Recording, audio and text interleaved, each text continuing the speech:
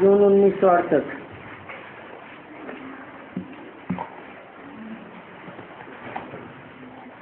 कोई म्यूजियम में पूछते होंगे हम बाप से योग कैसे लगावें। अभी मूल बात तो यही है कि परमात्मा से योग कैसे लगावें।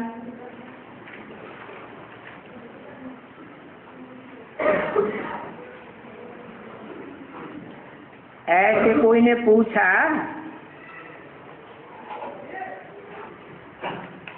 ये है मूल बात समझने की, और है भी भारत का प्राचीन योग मशहूर।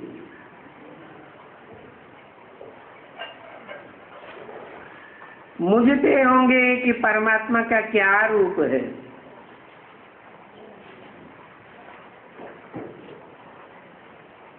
वो परम पिता है, उस बाप को हम कैसे समझें, ये मुख्य प्रश्न पूछते होंगे। तो पहले पहले क्या समझाना है।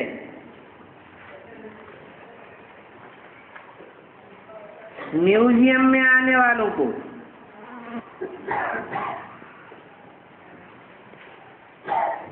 पहले पहले समझाना है कि तुम आत्मा ज्योति बिंदु हो।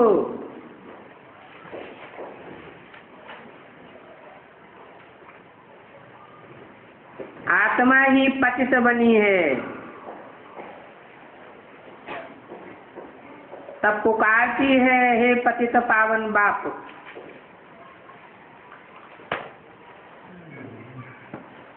तुमसे जरूर ये पूछते होंगे।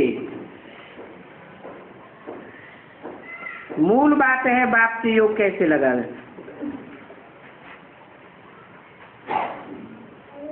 तो तुमको पहले पहले कहना पड़ता होगा अपन को आत्मा समझो न कि शरीर। पहले पहले ये बात समझानी पड़े।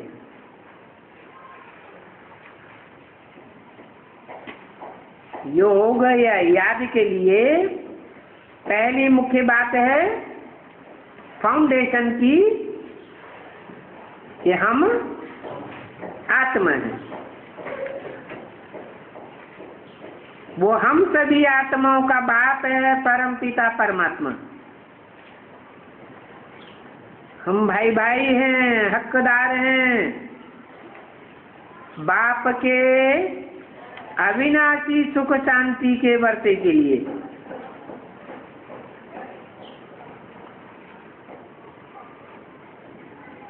चित्रों पर ये बातें जास्ती चलती हैं बुद्धि में, या सिर्फ चित्रों पर समझाते ही रहते हो और मुख्य बात रह जाती है। ये कठिन बात है, समझना भी कठिन है और समझाना भी कठिन है, और तुम्हारे लिए भी डिफिकल्ट है।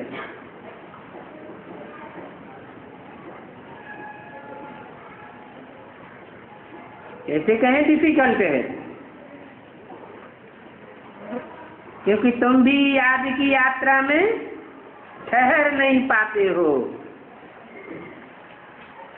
घड़ी घड़ी बुद्धि तिरक जाती है।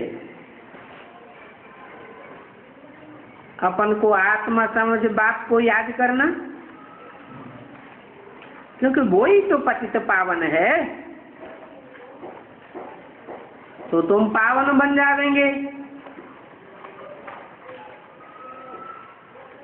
सतयुग में तो निराकारी साकारी दोनों दुनियाएं पवित्र थी। अभी भी निराकारी दुनिया तो पवित्र ही है, बाकी ये साकारी दुनिया कैसी है, अपवित्र है। अभी सवाल है जब दुनिया ही अपवित्र है तो दुनिया में रहने वाले सभी अपवित्र हैं।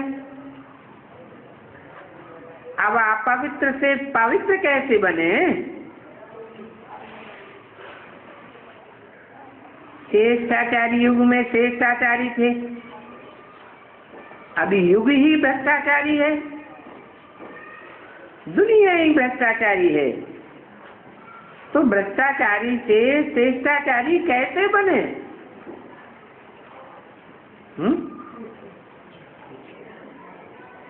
भ्रष्टाचारी होने का अभ्यास पड़ गया है,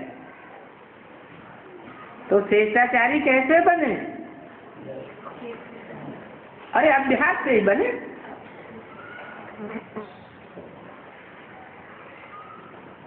याद के लिए क्या करना पड़े?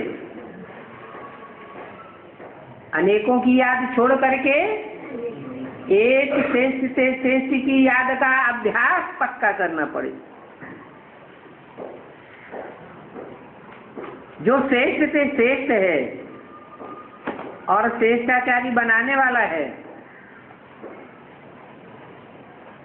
वो लोग तो जरूर पूछेंगे हमें रास्ता बताओ, हम बाप के नजदीक कैसे पहुंचे?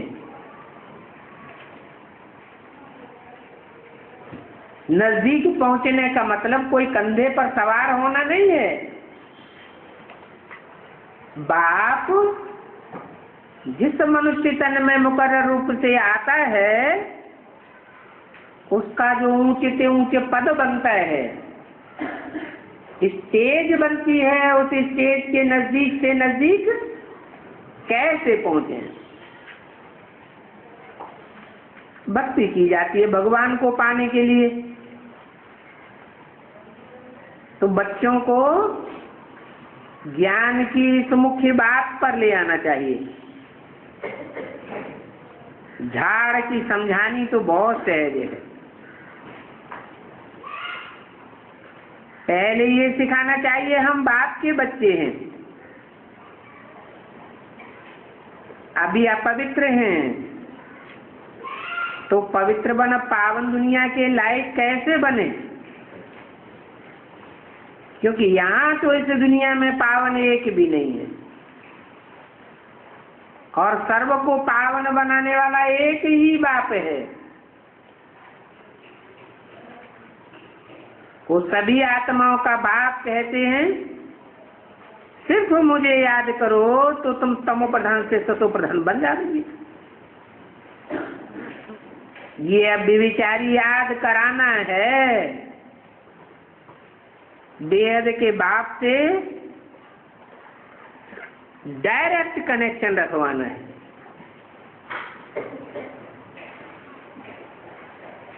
क्या कोई ब्रह्मा कुमार कुमारी या प्रजापिता ब्रह्मा कुमार कुमारी या ब्रह्मा के थ्रू नहीं, कैसा कनेक्शन रखवाना है बाप से? डायरेक्ट कनेक्शन रखवाना है। मूल बात है ही मनुष्य पावन कैसे बनेंगे, और रूह ही पवित्र बनती है, रूह होती है पवित्र बनती है। अभी तो कलयुगी दुनिया ही तमो प्रधान है। आयरन एज से गोल्डन एज कैसे बने?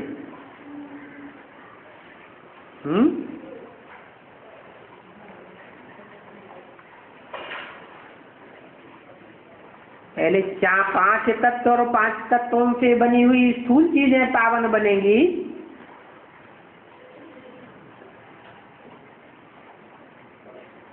पहले शरीर पावन बनेंगे, या शरीर में रहने वाली इंद्रियां पावन बनेंगी? इंद्रियों में भी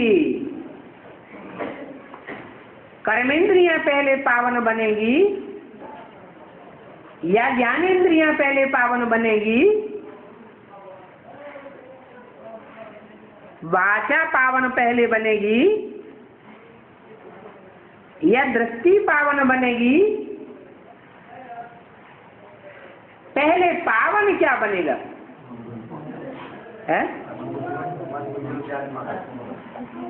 क्या पावन बनेगा? अरे पहले दृष्टि, वृत्ति, वाचा, कर्मेंद्रियां, 5 तत्व या शरीर या ये सारी दुनिया, इनमें से कौन पावन बनेगा पहले?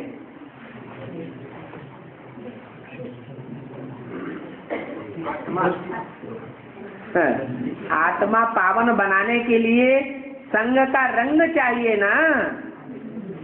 इतनी 500 करोड़ आत्माएं हैं, पावन बनाने वाला एक ही है।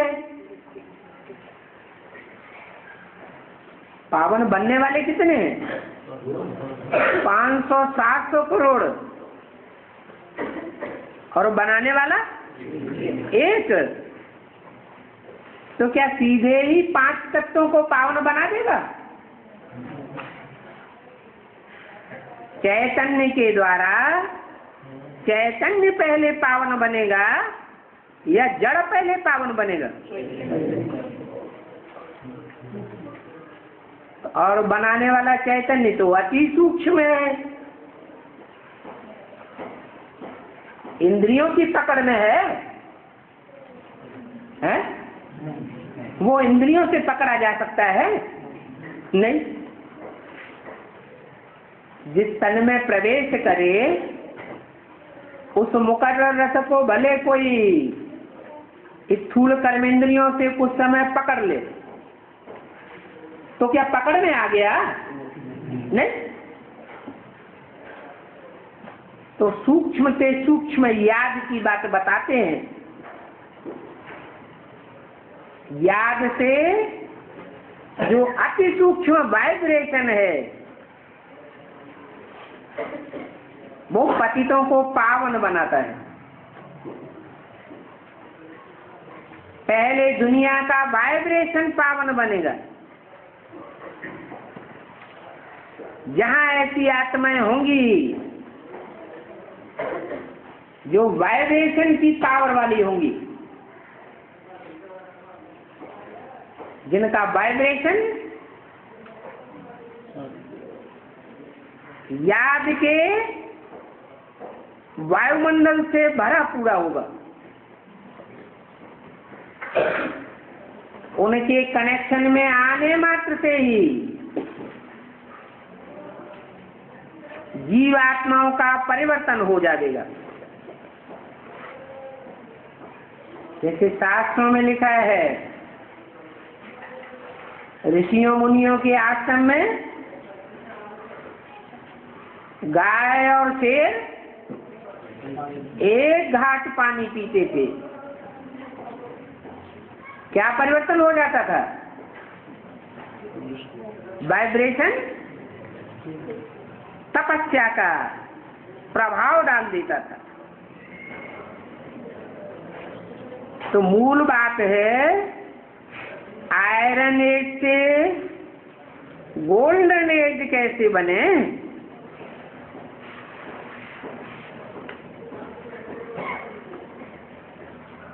आधा कल्प पावन बने हैं, फिर आधा कल्प पतित बने। और ये है ईश्वरीय मिशन। अभी हम ईश्वरीय परिवार के हैं। इस ईश्वरीय परिवार में सबका बाप तो ईश्वर है ना? है? कौन है? कोई पार्षलिटी करने वाला शासन करता है या ऊंचे से ऊंचे है? ऊंची से ऊंचे आत्माओं का बाप है। वो आत्माओं के आगे पीछे के जन्मों को जानता है या नहीं? जानता है। तो पार्षलिटी करने का सवाल नहीं है। पहले पहले ईश्वरीय परिवार जरूर चाहिए। जो बाप ईश्वर आकर के पढ़ा दे।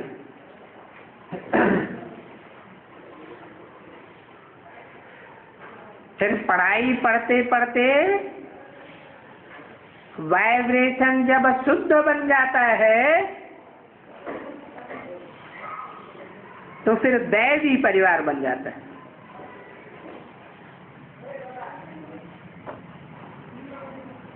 अब ईश्वर कैसे पढ़ाते हैं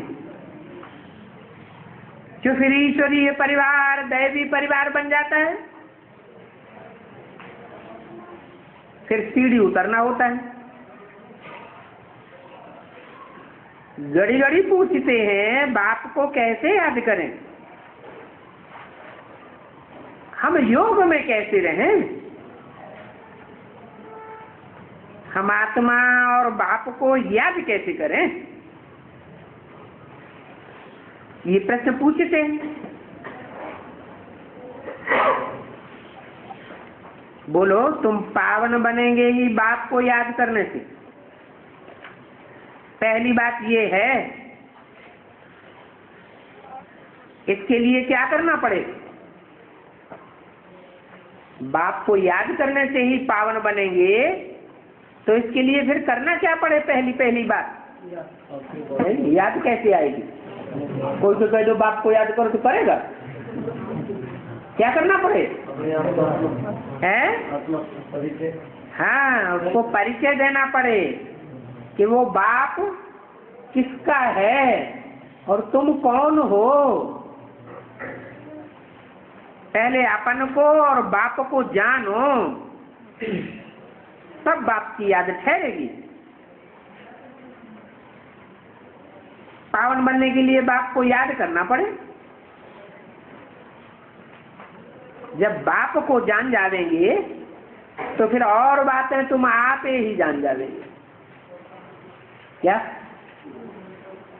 बाप को जाना माना सब कुछ जाना। तुम राजयोगी हो तो औरों को भी रास्ता बताना है। मूल है ये बात याद की। बाकी और ढेर बातों में जाने से फायदा नहीं है। एक की ही अव्यभिचारी याद आनी चाहिए। साधु संत महात्माएं तो अंधश्रद्धा का भक्ति मार्ग सिखलाते हैं, कहते हैं परमात्मा सर्वव्यापी। तो सर्व के अंदर एक वाइब्रेशन होंगे, एक जैसी दृष्टि होगी, एक वैसी वृत्ति होगी, या अलग अलग होगी?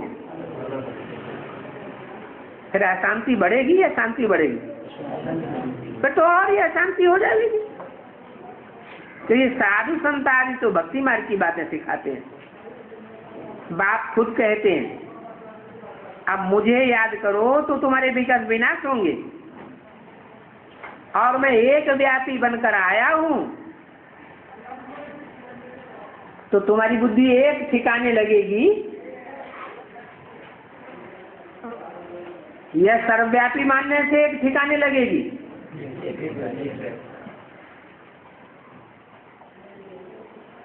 बाप कहते हैं ब्रह्मा के आर्गन्स द्वारा कहते हैं, और कहते कौन है?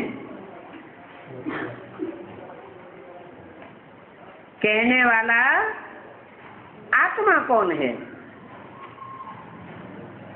ब्रह्मा कौन है, ये क्लियर करके समझाना है। भगवान कहते हैं तुम अपने जन्मों को नहीं जानते हो। बाप ही रथ में बैठकर समझाते हैं। तो बोलो मुख्य बात है बाप को याद करना। बाप से ही वर्षा मिलेगा, कचरा निकल जाएगा, और जितना जितना आत्मा का कचरा निकलता जाएगा उसकी निशानी क्या होगी? है? आत्मा की खुशी बढ़ती जाएगी। तुम सभी इस बात में मुझते हो, याद भूल जाती। बल नौकरी आदि करते हो तो ये याद आना चाहिए हमें अपने घर जाना है। कौन से घर में? विनाशी घर जाना है, वो याद आना चाहिए या अविनाशी घर याद आना चाहिए? तो बुद्धि में आवेगा कि बाकी अभी थोड़ा समय बचा है, भविष्य के लिए अभी बाप को याद करना है। तुमको और कोई भी योग आश्रम आदि में नहीं जाना है। जानते हो अभी सबके 84 जन्म पूरे हुए।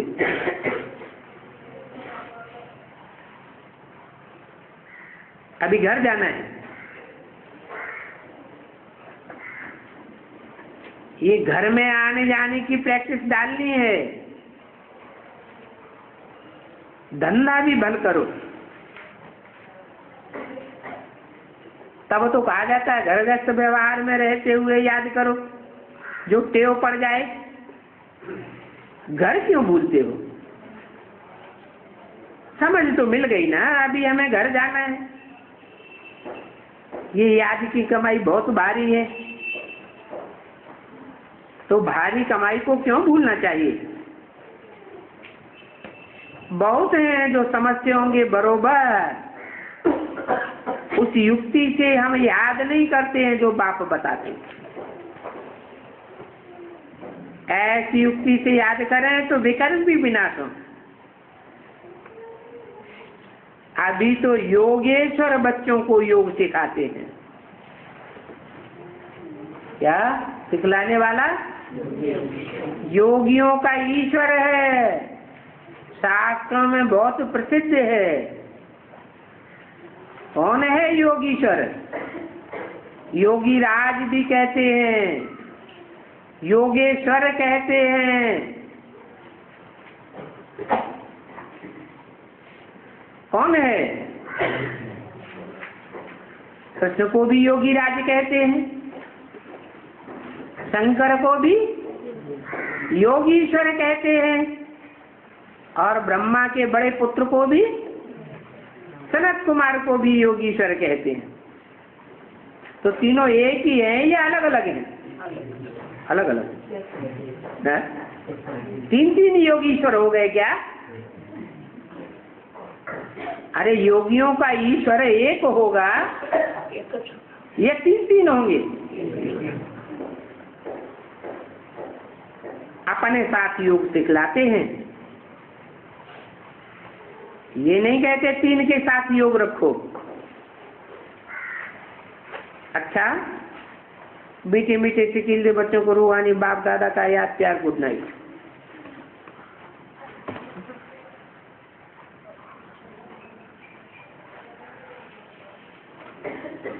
7 जून 68 की वाणी बची थी। तीसरे पेज के मध्यार्ध में बात चल रही थी। आत्मा ही लायक और नालायक बनती है, पवित्र और अपवित्र होने के कारण। अपवित्र होने से नालायक बनती है। तो उस आत्मा को पवित्र बना करके लायक बनाना है। क्या कहा? आत्मा लायक कैसे बनेगी? है? अपवित्र बनाते जाएं तो लायक बनेगी? पवित्र बनाना है तो लायक बनेगी। क्योंकि नई दुनिया है ही लायकों की दुनिया, और ये पुरानी दुनिया है नालायकों की। माने हम सब कौन बैठे हैं?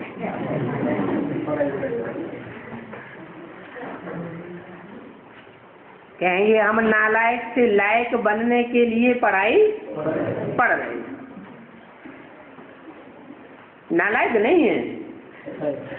अगर नालायक हो तो पढ़ाई पढ़ेंगे ही नहीं।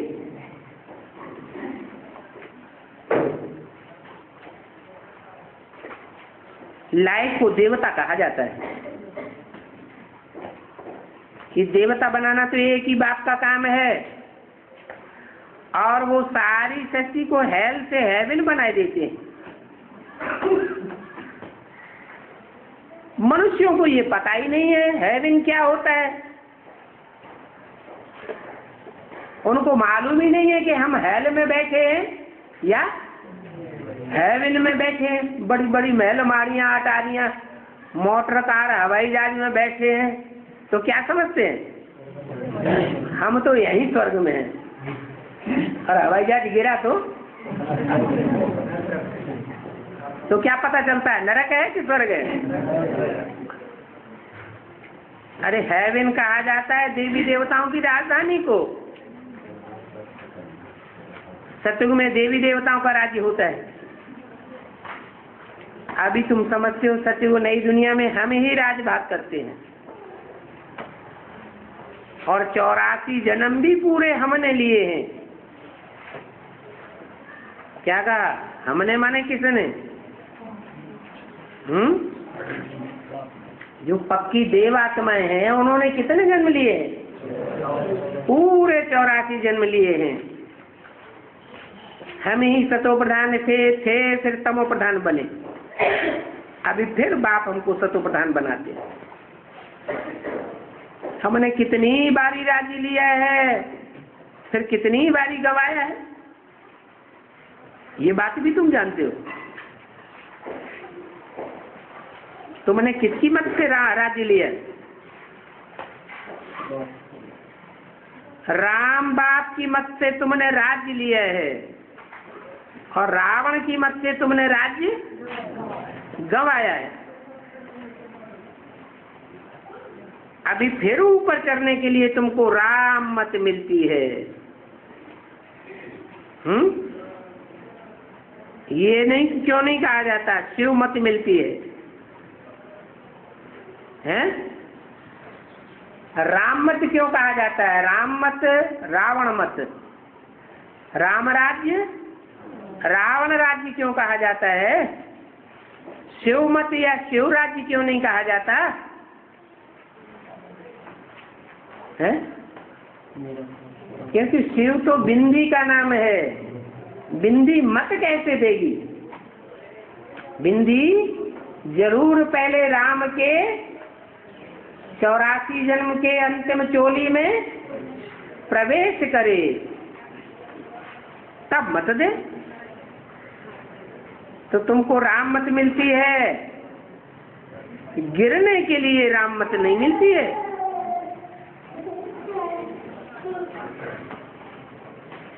बाप समझाते तो बहुत अच्छी तरह से, परंतु भक्ति मार्ग की बुद्धि चेंज बड़ी मुश्किल से होती है। भक्ति मार्ग का शो बहुत है, और वो भक्ति मार्ग दुर्बण है, दलदल है, एकदम गले तक दुर्बण में डूब पड़े हैं। इसे भक्ति मार्ग को दुर्बण कहा जाता है। और सारी सृष्टि के मनुष्य मात्र दुर्बण में फंसे हुए हैं।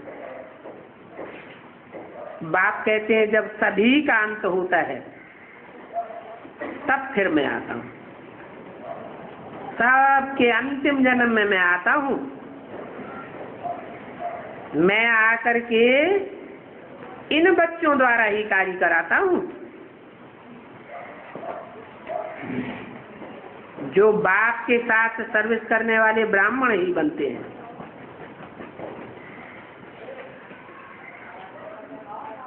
जिनको खुदाई खिदमतगार कहा जाता है। किसकी खिदमत में लगते हैं? कोई शैतान की बातों पर नहीं चलने वाले हैं, नहीं तो शैतान की खिदमतगार कहे गए। किसकी बातों पर चलने वाले हैं?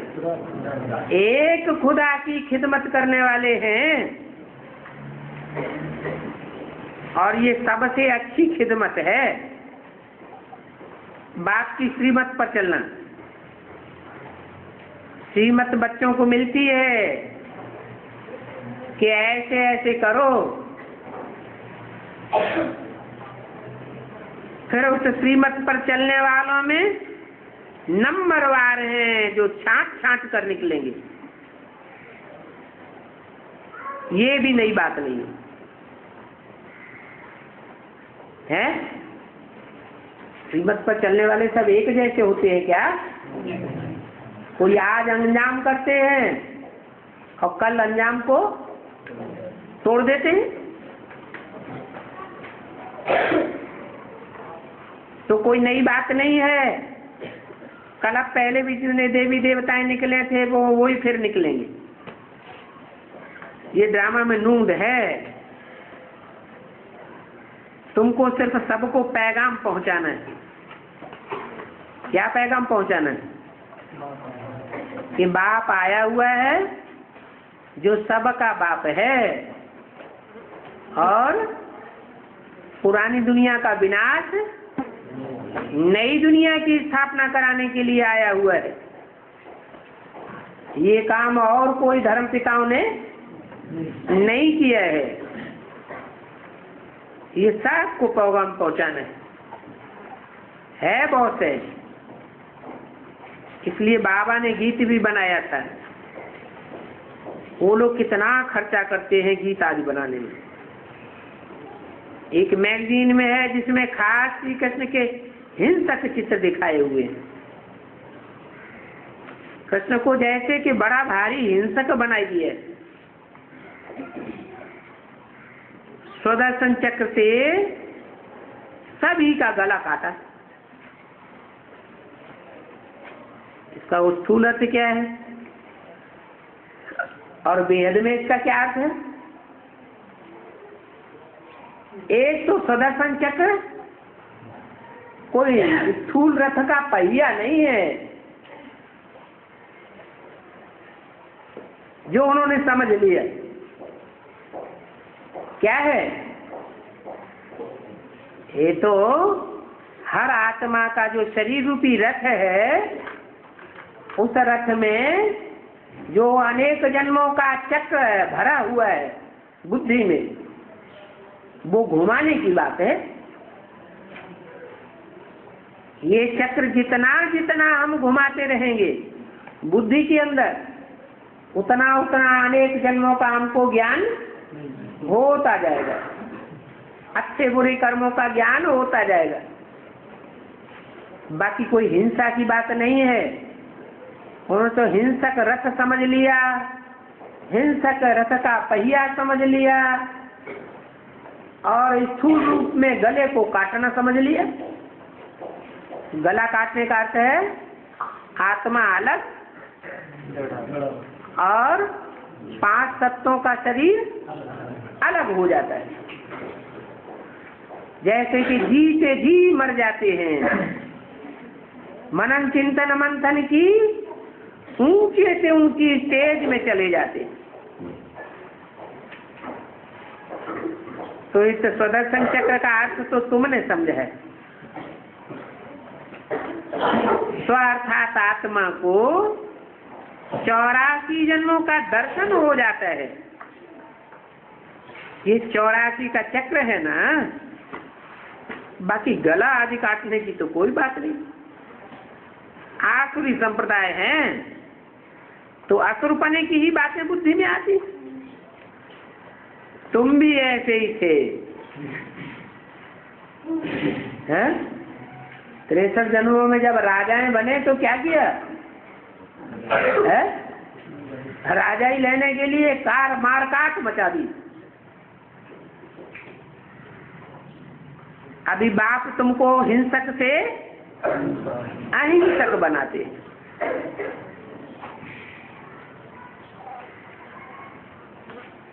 ये आसुरी संप्रदाय की बातें हैं, भक्ति मार्ग में बताई है। बाकी श्री कृष्ण कोई चक्र थोड़े ही फिराता है जिसमें आसुरी दुनिया खलास हो जाए। ये सभी दंत कथाएं हैं, भक्ति मार्ग है ना। और भगवान तो आते ही हैं कल्प कल्प के संगम युग पर, जबकि भक्ति का फुल फोर्स होता है। बाप आकर के सभी को ले जाते हैं। तुम पर अभी अविनाशी प्रक्षपति की दशा है। सभी स्वर्ग में जाते हैं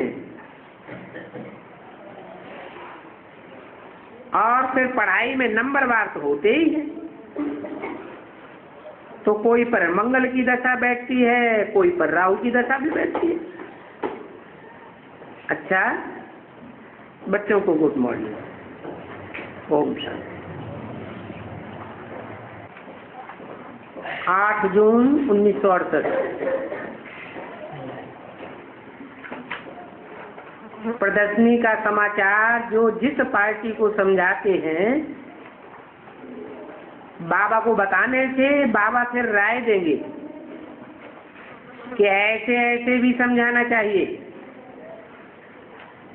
पहले पहले तो बाप का पूरा परिचय देना है। क्या? नहीं तो क्या करते हैं, बाप का परिचय थोड़ा देते हैं और 4 चित्रों की डिटेल में जागती चले जाते हैं। अलफ नहीं समझा तो फिर बे पे टे टे से जिम के ये सब समझाना फालतू हो जाता है। दुनिया भर की बातें समझाते रहते हैं। तो बाप का परिचय पक्का पक्का समझाना है। दिल तो सबकी होती है हम आगे की बातें समझाएं, परंतु बाबा कहते हैं आगे का डिटेल बाद में समझाना, पहले पहले अलग। अलग क्यों कहते हैं? पहले पहले बिंदु क्यों नहीं है? चलो, बे तो दूसरा नंबर है, दूसरे नंबर का अक्षर उर्दू में।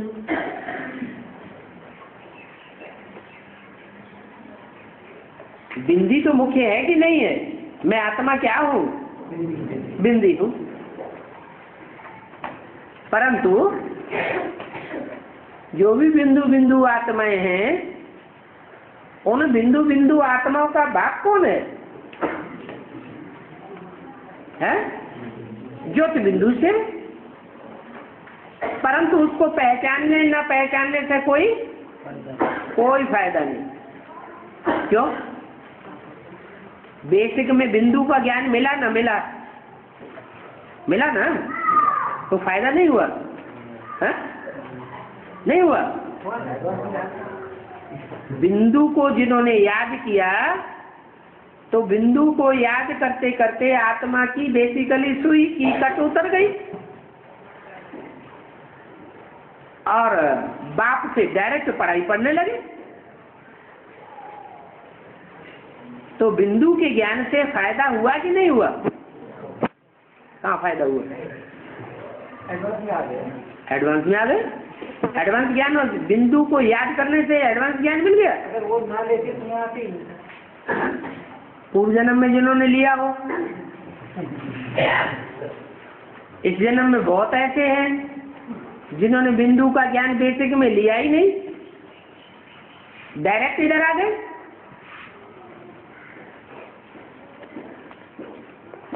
तो बिंदु परमधाम में सभी आत्माएं किस रूप में होती हैं?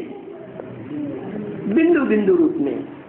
परंतु वहां शरीर नहीं होता है, इसलिए आत्मा जड़वत है या चैतन्य है?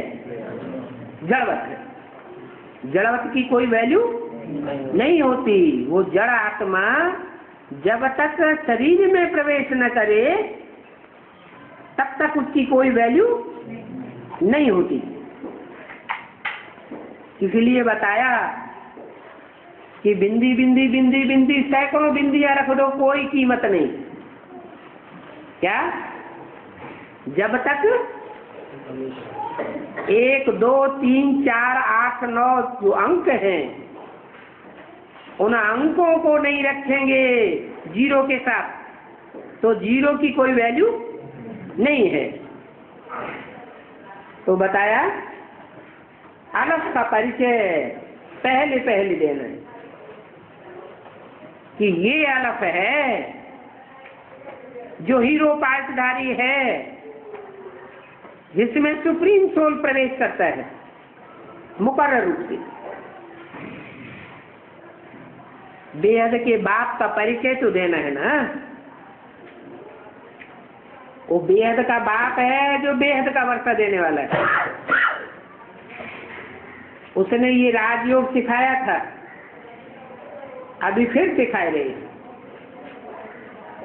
कहते हैं अपन को आत्मा समझ बाप को याद करो तो सभी पाप भस्म हो जाएंगे। इसको योगाग्नि कहा जाता है। अग्नि क्यों कहते हैं? क्योंकि अग्नि में भी सारा कचरा भस्म हो जाता है। तो ये भी पाप कर्मों का कचरा है। जन्म जन्मांतर के पाप कर्म किए हैं, वो सारा कचरा बाप की योगाग्नि से भस्म हो जाता है। उस योगाग्नि से तुम पवित्र बन जाओगे। कहते भी है पतित पावन आओ, सारी दुनिया ही पतित है, मनुष्य सभी पतित हैं। ये बात बोलने में कोई हर्जा नहीं है। हाँ, पतित से फिर पावन बनना जरूर है। तो ये परिचय तो जरूर देना है कि सब पतितों का संग छोड़ एक संग जोड़ो, और संग तोड़ एक संग जोड़। अपन को आत्मा समझो, अपन को रूह समझो। आत्मा ही पतित बनी है। बेअभिमानी को समझ नहीं सकते, तो पहले आत्मा समझना पड़े। ये है शिव बाबा का बेहद का भंडारा।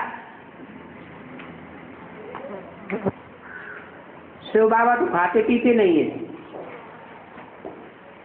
उनको काय के लिए बुलाया है? खाने पीने के लिए बुलाया है क्या? शिव बाबा परम धाम से आए हैं, खाने पीने के लिए आए हैं। माताएं क्या करती हैं?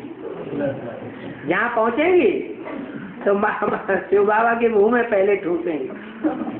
बाबा कहते मैं तो यहाँ खाने पीने नहीं आया हूँ, मैं किस लिए आया हूँ? तुम्हारी सेवा करने के लिए आया हूँ। सर्विस के लिए ही मुझे बुलाया है। और सर्विस भी क्या देते हो? पतितों को पावन बनाने की सर्विस देते हो। पढ़ाई भी पढ़ते हो, वो भी पतित से पावन बनने की पढ़ाई पढ़ते हो। तो सो जो तुम सर्विस देते हो, तो सर्विस पतित से पावन बनाने की बात कर रहे हैं। बाप बच्चों को जब सर्विस करते हुए देखते हैं तो बहुत खुश होते हैं कि बच्चा बाप का मददगार है। ये ड्रामा बड़ा वंडरफुल फर्स्ट क्लास बना हुआ है। इस ड्रामा में नाम ही पड़े हैं ज्ञान भक्ति वैराग। ज्ञान मिलता है तो भक्ति की अंधश्रद्धा की बातों से वैराग आ जाता है। ज्ञान दिन भक्ति रात। दिन में है सुख, रात में है दुख। बाप आकर बच्चों को अच्छी रीति समझाते और बाप ही दुनिया को बदलेंगे। ये भी तुम जानते हो, भक्ति मार्ग के गुरुओं की तो बात का ही है। वो तो तुम्हारी बातें जल्दी नहीं मानेंगे। इन गुरुओं की अभी पिछाड़ी है। बहुत समझते हैं ये सन्यासी क्या करते हैं, ये भारत की तो सेवा करते ही नहीं है। तो ये खुद ही भ्रष्टाचारी है, तो श्रेष्ठाचारी कैसे बना सकेंगे? परंतु भक्त लोग समझते हैं सन्यासी ही श्रेष्ठाचारी है। परंतु तुम समझाते हो इस दुनिया में सब भ्रष्टाचारी है, भ्रष्ट इंद्रियों से पैदा हुए हैं। सन्यासी भी भ्रष्टाचारी है। श्रेष्ठाचारी तो ये देवी देवताएं थे, लक्ष्मी नारायण थे। लक्ष्मी नारायण की कितनी महिमा होती है, उनकी शास्त्रों में कहीं कोई ग्लानि नहीं की हुई है। इनों की महिमा ही ऊंच है। इन सन्यासियों का पार्ट तो पीछे का है। पीछे आकर दुनिया तमो प्रधान बनती है या पहले सतो प्रधान होती है? दुनिया कब तमो प्रधान हो, कब सतो प्रधान होती है? पहले सतो प्रधान, फिर तमो प्रधान। दुनिया की हर चीज 4 अवस्थाओं से पसार होती है। तो सतो प्रधान दुनिया में जन्म लेंगे वो जरूर श्रेष्ठाचारी होंगे। तमो प्रधान दुनिया में जो जन्म लेते हैं वो कैसे होंगे? जरूर भ्रष्टाचारी होंगे। तो सन्यासियों का तो पार्ट ही पीछे का है। रात दिन का फर्क हो जाता है। परंतु मनुष्यों की बुद्धि ऐसी है जो मोटी जंग से चढ़ी हुई है, कुछ भी नहीं समझते। याद से जंग निकालते हैं तो नई दुनिया के मालिक बन जाते हैं। किचरा आग में जलाया जाता है, ये भी सारी दुनिया का कचरा आग में जलना है। सारी दुनिया के बम्बोर को आग लगेगी, ये आग लगनी जरूर है। सीढ़ी का चित्र भी मुख्य है। किसको भी ये सीढ़ी का चित्र समझा कर देंगे तो वो झट ले लेंगे। तो बाबा समझते हैं यहाँ जो बैठे हैं सुदर्शन चक्रधारी तो हैं ही। बाबा की याद आने से दैवी गुण भी धारण करना है। शिव बाबा स्वर्ग रचते हैं तो बाबा की याद से स्वर्ग के गुण जरूर आवेंगे। वहां तो होते ही है सर्वगुण संपन्न। अलग को याद करने से कैसे बादशाही मिलती है? देवताएं होते ही है सर्वगुण संपन्न। यहाँ तो इस दुनिया में हिंसा ही हिंसा है, वहां नहीं दुनिया में अहिंसा। बड़ी से बड़ी हिंसा है इस दुनिया में काम कटारी चलाने की।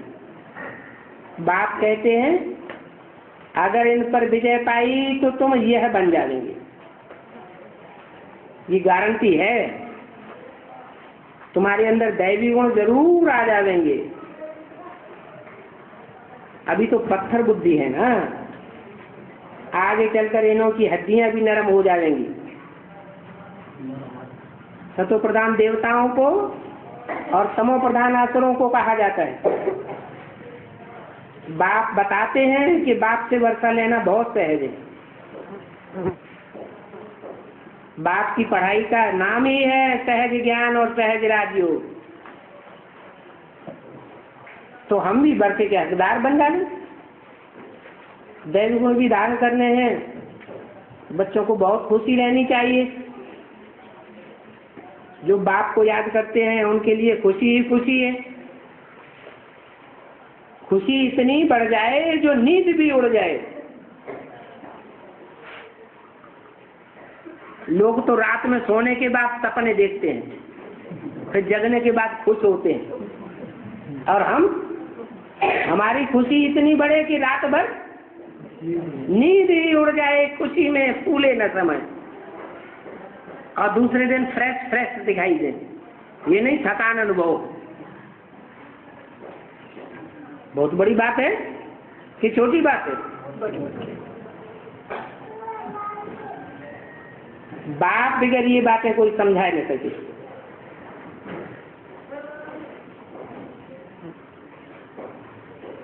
खुशी धन में होती है। तुम बच्चों को तो बहुत खुशी होनी चाहिए। खुशी जैसी है खुराक नहीं। इन देवताओं को देवता किसने बनाया? फिर वो देवता चले कहाँ गए, किसको भी पता नहीं है। बाप कहते मैं आता हूँ, इन बातों को बाप के बगैर कोई समझा भी नहीं सकता। वो सुप्रीम टीचर है, परंतु इन आंखों से देखने में नहीं आता है। कौन सी आंख से देखा जाता है? बुद्धि के तीसरे नेत्र से ही देखा जाता है। कोई कहो चलो हम बाबा के सत्संग में आते हैं, दर्शन करें, तो बाबा देखने को मिलेगा क्या? है? धूल भी नहीं मिलेगा। ये तो समझने की चीज है। अपने आत्मा को ही नहीं देखा है तो तुम बाप को कैसे देखेंगे? तुम भी समझते हो। भक्ति मनुष्यों को समझाते हैं, सिखाते हैं। भक्ति में समझने की चीज तो कोई होती ही नहीं, अंधश्रद्धा सिखाते हैं। वो शास्त्रों की पढ़ाई है। बाप कहते हैं ये शास्त्र आदि सभी भक्ति मार्ग है। इन शास्त्रों आदि से मनुष्यों ने दुर्गति को पाया है। सदगति तो ज्ञान से होती है, और ज्ञान मनुष्यों को ज्ञान नहीं दे सकता।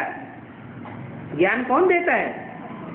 एक परम पिता परमात्मा ही मनुष्यों को ज्ञान देता है। बाकी तो सब भक्ति से दुर्गति को पाते रहते हैं। बाप ही नारी खुले है, बच्चों से ही आकर के बातें करते हैं। शूद्र तो बाप के बच्चे नहीं है। बाप के बच्चे कौन है? ब्राह्मण।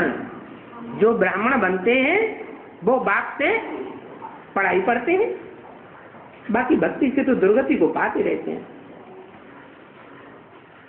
आत्मा ही सभी कुछ करती है, संस्कार आत्मा ले जाती है। तो बाबा ज्ञान का सागर है, तो ज्ञान कैसे देंगे? ज्ञान से ही समझते हैं, हमको ज्ञान सागर पढ़ाते हैं। सभी आत्माएं कहती हैं हे परमपिता परमात्मा हमारे दुख हरो, तो शरीर द्वारा पुकारती है ना। वो पुकार और कोई सुनता ही नहीं है। सुनते तब हैं जब कोई शरीर में प्रवेश करते हैं। ऐसे नहीं, ईश्वर सभी कुछ जानते ही हैं। ये बड़ी समझने की बात है। अच्छा, बच्चों को गुड नाइट।